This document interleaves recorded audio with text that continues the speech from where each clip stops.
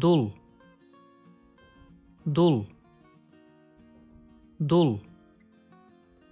Siz dul musunuz? Siz dul musunuz? Siz dul musunuz? Ayşe teyze dul bir kadın. Ayşe teyze dul bir kadın. Ayşe teyze dul bir kadın. Benim 2 dul arkadaşım var. Benim 2 dul arkadaşım var. Benim 2 dul arkadaşım var. If you like this video, please subscribe to my channel below for more videos on Turkish grammar, vocabulary, and pronunciation. Also, if you think this video can benefit somebody else, please share it with them.